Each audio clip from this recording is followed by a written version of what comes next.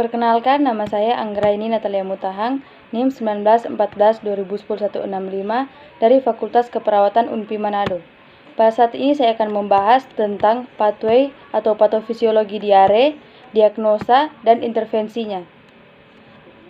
Pathway atau patofisiologi diare itu ada 3, yaitu infeksi, makanan, dan psikologi. Yang pertama, infeksi.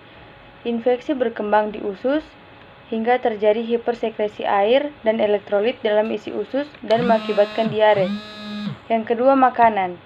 Makanan yang biasa kita makan tak dapat diserap hingga mengakibatkan diare. Yang ketiga, psikologi. Psikologi mengakibatkan ansietas atau kecemasan hingga hiperperistaltik dan mengakibatkan penyerapan makanan di usus menurun hingga mengakibatkan diare. Diare mengakibatkan frekuensi BAB meningkat, mual muntah. Frekuensi BAB meningkat akan menurun hingga hilangnya cairan dan elektrolit berlebihan, dan gangguan integritas kulit. Ketika hilang cairan dan elektrolit berlebihan, akan mengakibatkan gangguan keseimbangan cairan dan elektrolit atau asidosis metabolik, dehidrasi, sesak, hipovolemia, resiko shock, gangguan pertukaran gas, mual muntah, nafsu makan menurun, hingga terjadinya defisit nutrisi menurun.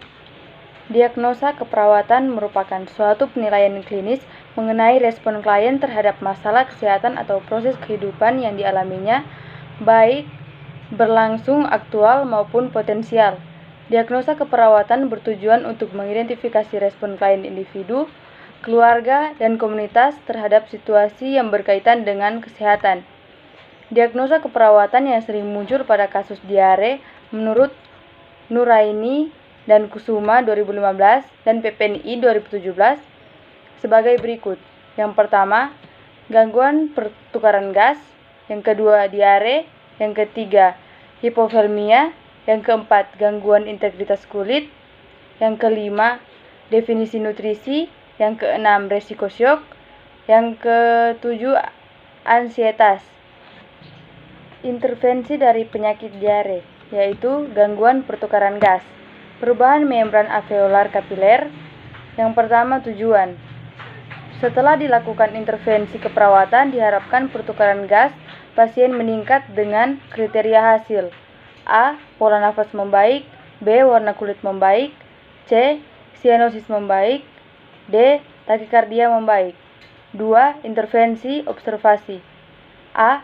Monitor frekuensi irama dan kedalaman upaya nafas. B. Monitor pola nafas.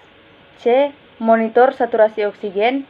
D. Monitor nilai analisa gas darah terapeutik. A. Dokumentasi hasil pemantauan. Edukasi. A. Jelaskan tujuan dan prosedur pemantauan. B. Informasikan hasil pemantauan jika perlu. Kolaborasi. A. Kolaborasi pemberian obat. B. Diare. Fisiologi atau proses infeksi. Yang kedua, hipovolemi, kehilangan cairan aktif.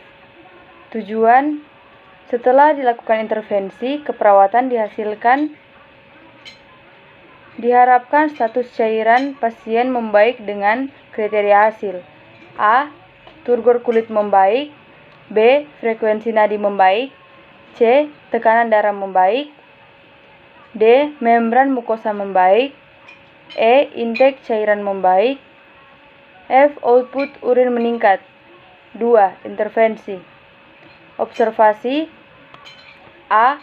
Periksa tanda dan gejala hipovolemia, misalnya frekuensi nadi meningkat, nadi teraba lemah, tekanan darah menurun, tekanan nadi menyempit, turgor kulit menurun, membran mukosa kering, volume urin menurun, haus lemah. B. Monitor intake dan output cairan. Terapeutik. A. Hitung kebutuhan cairan. B. Berikan asupan cairan oral. Edukasi. A. Anjurkan memperbanyak asupan cairan oral. B. Anjurkan menghindari posisi mendadak. Kolaborasi. A. Kolaborasi pemberian cairan isotonis atau NaCl. B. Kolaborasi pemberian infus cairan. Yang ketiga, gangguan integritas kulit, ekskresi atau BAB sering. 1. Tujuan. Setelah dilakukan intervensi keperawatan, diharapkan integritas kulit dan jaringan meningkat kembali. Kriteria hasil. A. Kerusakan lapisan kulit menurun. B. Nyeri menurun. C. Kemerahan menurun. D. Tekstur membaik. 2. Intervensi. Observasi. A.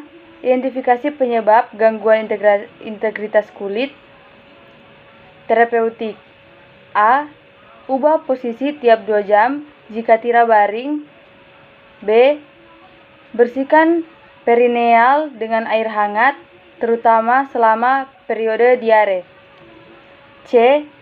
Gunakan petroleum berbahan petroleum atau minyak pada kulit kering. Edukasi. A. Anjurkan menggunakan pelembab. B. Anjurkan minum air yang cukup.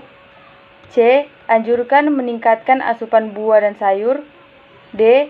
Anjurkan mandi dan menggunakan sabun secukupnya. Kolaborasi. A. Kolaborasi pemberian obat topikal.